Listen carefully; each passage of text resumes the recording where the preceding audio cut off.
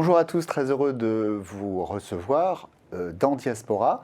Et j'ai l'honneur de recevoir Rima Hassan. Bonjour Rima, Bonjour. pour une émission spéciale Palestine, d'où le décor Palestine.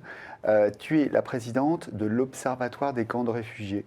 Tu peux nous dire ce que c'est que l'Observatoire des camps de réfugiés? Oui, tout à fait. Donc, c'est une ONG qui a vu le jour il y a 2 ans et demi maintenant, et qui a qui a 3 missions principales, qui sont de recenser et d'étudier les camps à travers le monde, d'enquêter de façon indépendante sur leur mode de gouvernance et d'administration, et enfin la 3e mission consiste à sensibiliser l'opinion publique, mais aussi les acteurs amenés à travailler dans ces lieux d'accueil sur tous les dysfonctionnements qu'on peut constater sur les modes de gouvernance, mais également sur les violations des droits humains qu'on peut recenser. Donc aujourd'hui, c'est une structure qui regroupe 170 membres contributeurs et contributrices, et qui a fait le constat assez alarmant de la méconnaissance et du manque d'informations assez important sur les camps de réfugiés, alors même que ces camps concernent un réfugié sur 3 à travers le monde et un déplacé interne sur 2. Dans notre émission Diaspora, on met souvent en valeur le fait que se déplacer est une chance, que c'est aussi une richesse pour le pays qui accueille ces migrants ou ces réfugiés. C'est pas seulement ça. C'est aussi du déracinement, c'est aussi du trauma, c'est pas seulement une richesse pour tous. Ouais. Juste pour rebondir sur la richesse, mais sur le lien avec les camps, c'est tout ce qu'on fait justement en termes de plaidoyer au sein de l'Observatoire, c'est de sensibiliser sur la nécessité d'avoir des modes alternatifs d'accueil et pas d'encamper donc les populations, puisque les années passées dans un camp sont des années en réalité perdues en termes d'opportunités d'accueil, de partage et d'insertion dans des nouvelles sociétés, des nouveaux collectifs. Donc du coup, c'est toute la raison d'être vraiment de cet observatoire. Et effectivement, j'ai tendance à dire que, comme beaucoup, quand on est en déracinement, on se retrouve un peu comme un arbre sans racines. Et pour être en capacité de redéployer des racines dans un nouveau collectif, dans un nouvel espace, dans une nouvelle culture, on a nécessairement besoin d'hospitalité.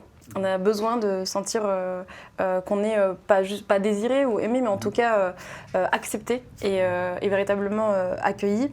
C'est le mot pays d'accueil. Ouais, totalement. Et moi, je cite souvent Toby Nathan, qui est un psychanalyste qui a travaillé sur ces questions de trauma de l'exil et qui martèle vraiment que l'exil, quel qu'il soit, est toujours un traumatisme et que la seule chose qui peut atténuer ce traumatisme, c'est justement le fait d'être véritablement accueilli dans un nouveau collectif. Et c'est la seule chose qui permet effectivement d'endiguer un peu les conséquences de ce traumatisme. Rima, on va essayer de te connaître mieux et c'est ton album photo.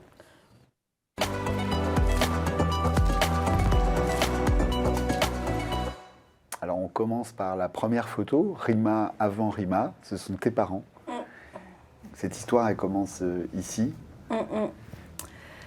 Cette photo, paradoxalement, j'ai pris une photo de mes parents pour parler de leur divorce, parce que c'est suite au divorce de mes parents que ma mère va décider d'envisager de quitter le camp de réfugiés dans lequel on a été installés, puisque ma famille a vécu le grand exode palestinien, donc de 1948 de la Palestine vers des pays frontaliers. Ils ont finalement été installés dans le camp de Nerab, dans la banlieue d'Alep, avec d'autres réfugiés palestiniens.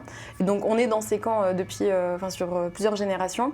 Et du coup, l'actrice vraiment de ce deuxième exil, donc de la Syrie vers la France, c'est ma mère. Et cet exil ce départ va faire suite précisément après le divorce de mes parents. Et cette photo, elle est assez importante, puisque moi j'ai pas longtemps vécu avec mes 2 parents. Ma mère a divorcé quand j'avais 3 ans et elle est revenue quasiment 7 ans plus tard pour nous chercher, mes frères et sœurs et moi, pour rejoindre la France. Là, on te voit avec ta maman d'ailleurs. Il y a une photo avec ta maman, l'importance de ta maman. Donc là, tu es dans le camp de Nerab? Oui, là okay. On est dans le camp. C'était avant son départ. Près d'Alep, c'est ça? Ouais, c'est dans la banlieue d'Alep. En Syrie. En Syrie, tout à fait. Cette photo, elle dit quoi de votre rapport, de votre relation avec ta maman? Eh bien justement, ça va être, cette photo, elle était aussi très importante puisque ma mère va vraiment être un moteur pour moi une fenêtre vers vers un nouvel avenir en réalité avec ce départ vers la France et je lui dois quasiment tout ce que j'ai entrepris par la suite et du coup cette photo je la trouve assez touchante parce que j'ai l'impression qu'elle pose un regard justement très bienveillant sur voilà, mes premiers instants de vie, disons. Et tes premiers pas. Mes premiers pas et je sens dans son regard cette bienveillance que j'ai toujours sentie même à l'âge adulte et ça m'a beaucoup protégée et beaucoup armée et outillée ce regard que ma mère pouvait poser sur moi mais comme tant d'autres mamans posent sur leur enfant. Oui, mais là, on parle de toi. La photo numéro 3, c'est une photo prise. Alors là, on est en France, on est à Niort. Pour ceux qui ne connaissent pas, c'est dans les Deux-Sèvres. Ouais. Et donc, c'est la ville où tu arrives, donc ta ville d'accueil, Oui. entre guillemets. Alors, tu as quoi, 9 ans, 10 ans sur cette photo? Oui, voilà, je dois avoir une dizaine d'années. Comment ça se passe en arrivant en France? Tu as des souvenirs précis? Ouais, c'est assez brutal. Moi, j'ai vraiment quitté un environnement vers vraiment un nouvel environnement en l'espace de quelques heures voilà, d'avion. Et la transition, elle a été donc compliquée. Et puis, on fait face forcément à aussi du rejet, du racisme. Enfin, Niort, il n'y avait pas encore... c'était une ville qui n'était peut-être pas encore suffisamment outillée, notamment à l'école, pour accueillir justement des nouveaux arrivants qui n'étaient pas du tout outillés sur la langue. Et c'est vrai que ça a été compliqué, en tout cas les premières années pour moi. Et ensuite, ça a été d'autant plus compliqué justement sur le rapport que j'avais à mon déracinement, puisque mon histoire, il y a quand même 2 déracinements qui se cumulent entre la Palestine vers la Syrie, puis la Syrie vers la France. Donc j'ai mis du temps, moi, à conscientiser que je n'étais pas syrienne ou d'origine syrienne, mais que j'étais d'origine palestinienne, née en Syrie. Donc ça a été tout un process aussi voilà, personnel. Mais voilà, sinon au Niort, globalement des bons souvenirs. Et puis je pense que ça a été aussi une ville de soutien aussi pour ma mère. Enfin, je veux dire, elle est arrivée seule, en étant une mère célibataire avec 6 enfants. Et il y a vraiment, voilà, elle a fait énormément de belles rencontres. C'est vraiment les héros du quotidien dans une société quand l'institution n'est pas toujours à la hauteur des enjeux d'accueil. Elle vient, c'est vraiment les petits héros les voisins, les gens. Tout à fait. Les rencontres qu'elle a faites à Niort qui l'ont vraiment par exemple, accompagnée. Tu ne parles pas français quand tu arrives. Tout à fait. Ouais, donc à l'école, à l'époque, est-ce qu'il n'y a pas de structure? Est-ce que tu dois apprendre le français? En fait, ça a été ce que je disais en termes de... Quand je faisais référence à la brutalité, c'est que j'ai vraiment le souvenir d'avoir été mis dans une classe et en étant un peu lâchée... avec un peu un instinct de survie. Et d'ailleurs, ça a été tellement brutal que j'ai fait un blocage sur l'arabe parce que j'avais, je pense, vraiment intégré qu'il fallait très vite m'outiller sur la langue pour comprendre ce qui se passait autour de moi et pour vraiment laisser de la place à cette nouvelle langue et cette nouvelle culture, j'ai fait un blocage sur l'arabe littéraire que je ne parlais plus à la maison. Ouais. Donc je répondais systématiquement en français. À ta maman qui, elle, te parlait en arabe. Mes frères et sœurs aussi, parce qu'on parlait, on parlait l'arabe à la maison.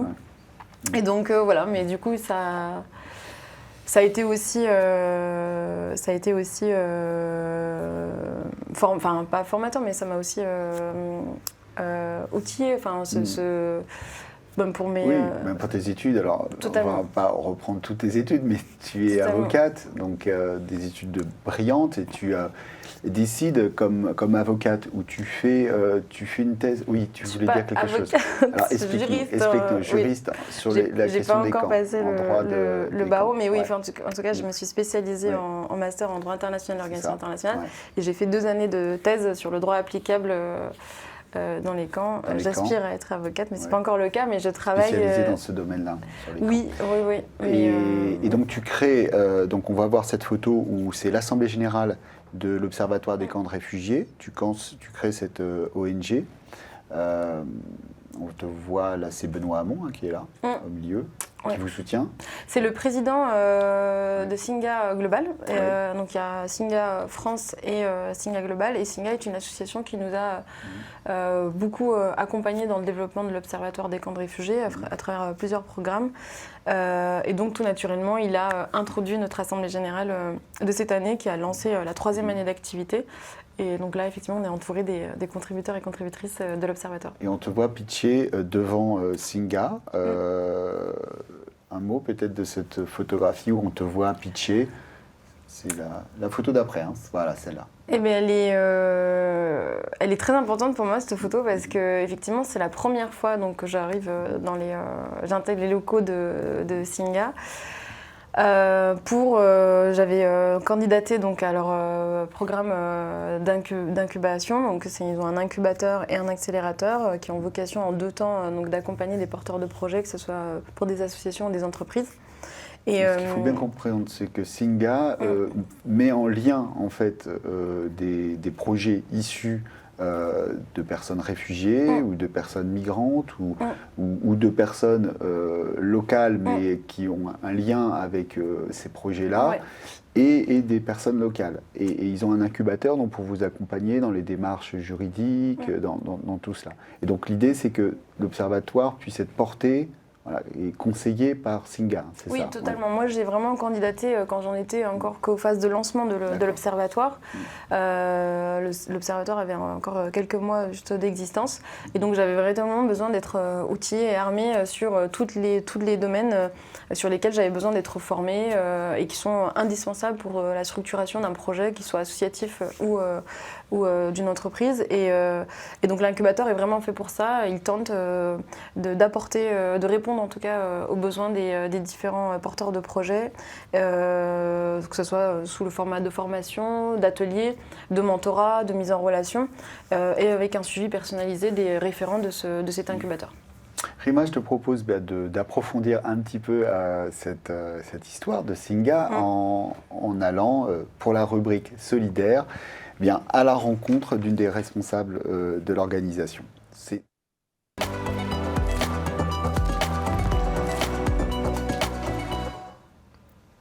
Alors j'ai le plaisir d'avoir avec nous Maïs Kabouche. Bonjour Maïs.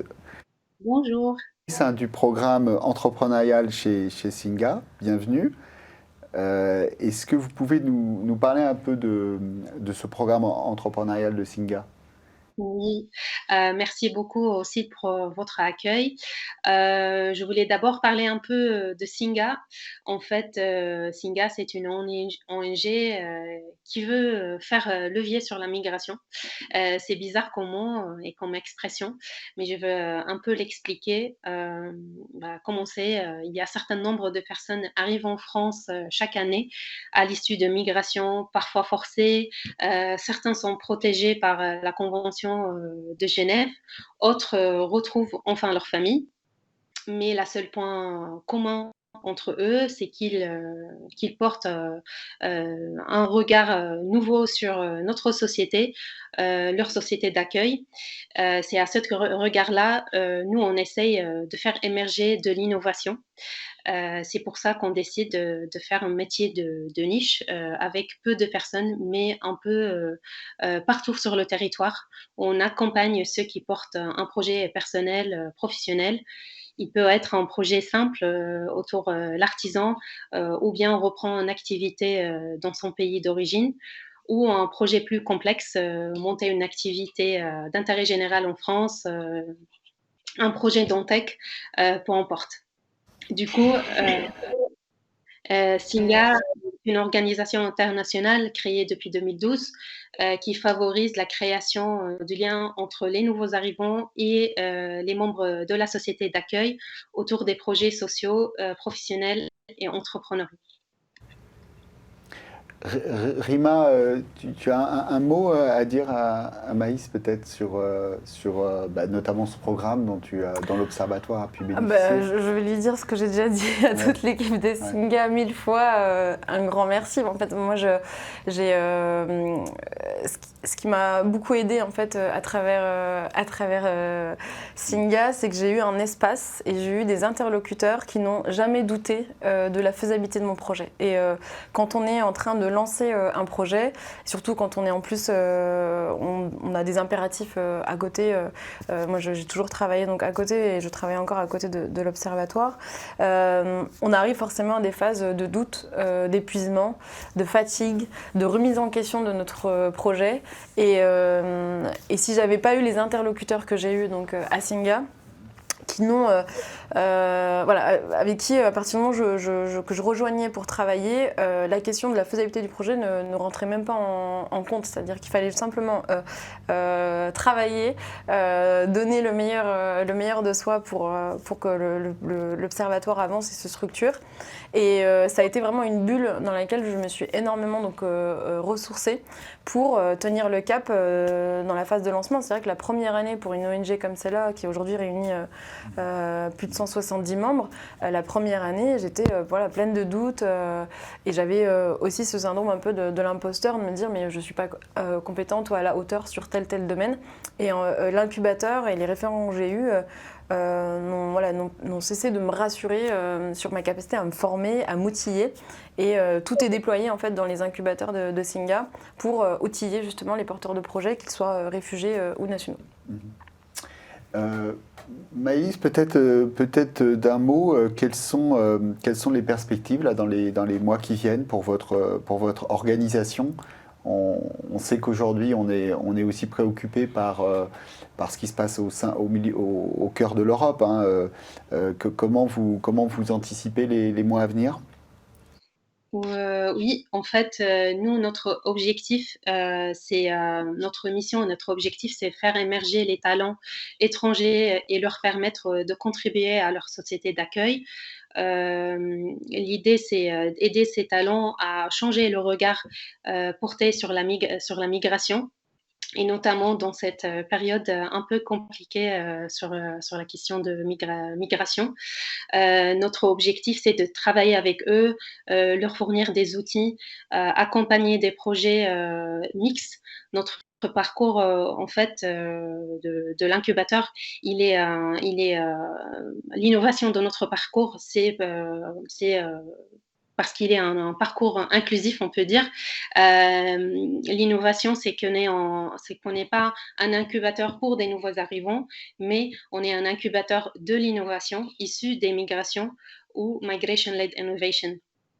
Selon nous, ce sont des personnes qui portent un regard étranger sur le marché. Ce sont des personnes qui peuvent transférer ce rapport d'étonnement en innovation. Du coup, je voulais juste dire que on a un triple objectif, c'est accompagner des personnes nouvellement arrivées à la création de leur projet, favoriser le déploiement des projets portés par des personnes de la société d'accueil qui souhaitent promouvoir l'accueil, la vivre ensemble et l'étranger, l'échange interculturel. Et enfin, mobiliser la communauté de Singa au sein de réseaux et de partenaires à travers l'animation d'événements, d'ateliers, de formation avec des nombreux partenaires. Merci beaucoup Maïs Kabouche d'avoir présenté Singa. Donc bravo pour votre activité au sein de l'organisation. Merci. Merci.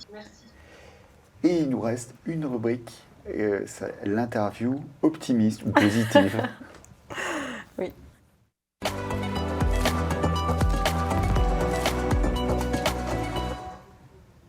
Alors Rima, quel est le lieu où tu aimes te ressourcer? Est-ce que tu as un lieu? Oui, mais je vais pas être très originale, je pense, mais voilà, c'est le lieu dans lequel j'ai tendance à vraiment me retrouver et couper de tout et retrouver un peu un havre de paix, c'est chez moi. Je suis très attachée. Je ne sais pas si c'est l'exil, d'ailleurs, je me suis souvent questionnée sur ça, mais je pense que tout ce qu'on a absorbé effectivement avec les traumatismes de l'exil, le sentiment de ne pas avoir un chez-soi. Moi, je l'ai transposé justement dans la nécessité, dans le besoin d'avoir un chez-moi dans lequel je me sens très bien et qui soit un peu un refuge. Personne ne peut me déranger ou me perturber. Et donc voilà, j'ai tendance à dire que effectivement c'est chez moi là où j'aime me retrouver. Donc Paris ? Oui, oui, je suis à Paris en ce moment. Très bien. Le livre qui est important pour toi, que tu conseillerais ? Alors, je pense qu'on trouve tous de la consolation dans les livres, donc c'est toujours compliqué d'en citer un seul. Mais celui qui est venu mettre des pansements un peu sur les plaies de l'exil et qui m'a fait beaucoup de bien, c'est le livre d'Edouard Saïd, Les réflexions sur l'exil et les autres essais qui sont inclus dans ce livre. Et c'est un peu un recueil en fait, de beaucoup de ses interventions, de ses réflexions sur l'exil, et sur l'exil palestinien, mais pas que. C'est vraiment, en tout cas, j'espère que ces réflexions, ces analyses parlent aussi à d'autres personnes qui ont vécu de près ou de loin l'exil. Et c'est vrai que c'est des mots qui nous viennent pas directement quand on est enfermé dans un vécu ou un sentiment. Et quand on arrive enfin à lire ou à entendre un récit, des écrits, des mots qui viennent penser tout ce qu'on a pu vivre, traverser, ou tout ce qu'on peut encore ressentir, il y a un apaisement en fait dans ce genre de lecture qu'on retrouve. Et voilà, donc c'est vrai que ce livre, moi, m'a beaucoup aidé à accepter aussi tout ce qui allait avec l'exil, qui est effectivement source d'opportunités et de chance, mais c'est aussi des choses qu'on porte avec soi et qui ne sont pas toujours faciles à porter. Et donc voilà, ça a été aussi une sorte de petit refuge, les mots d'Edouard Saïd. Un refuge dans le refuge chez toi.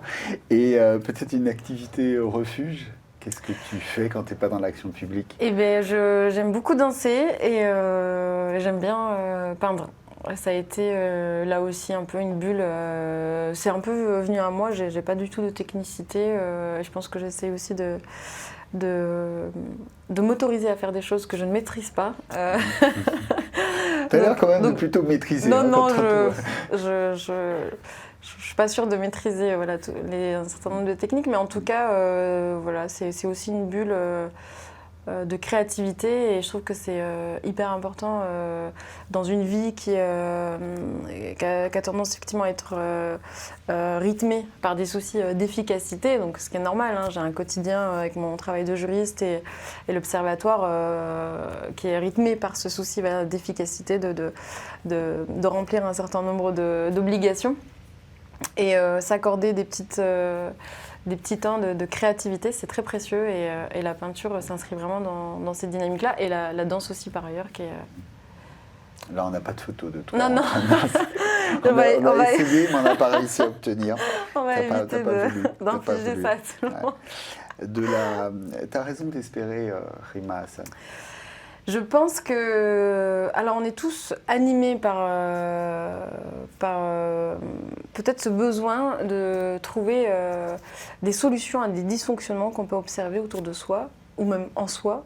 Et moi, ce qui a toujours été moteur dans mon parcours, c'est véritablement ça, c'est essayer de réfléchir à des solutions, à des dysfonctionnements qui peuvent me concerner ou en tout cas qui sont très présents dans ma vie. Et l'Observatoire s'inscrit vraiment dans cette dynamique-là, c'est-à-dire que c'est parti d'une frustration d'abord personnelle.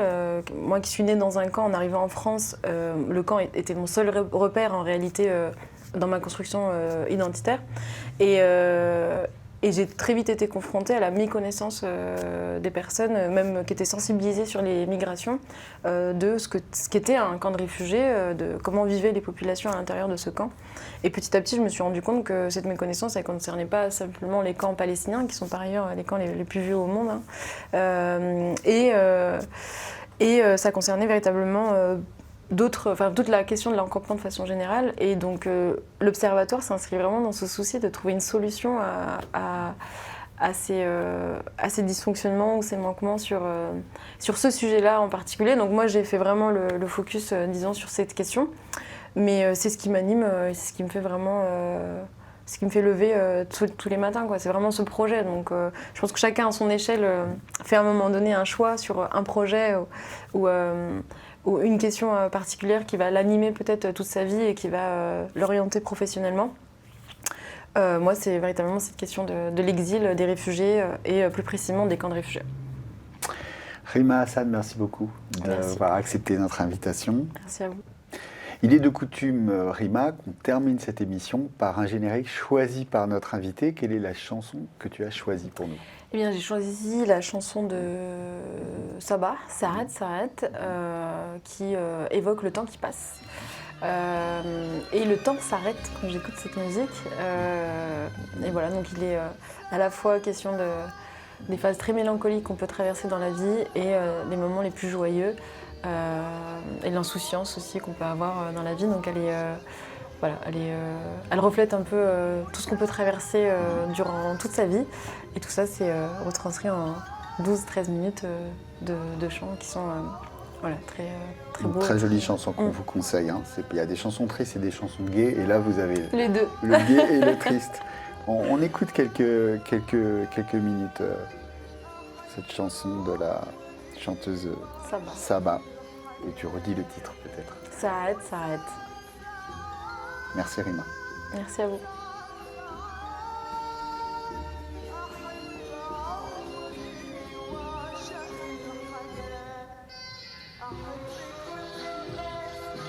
وأجلي أحزان أحزان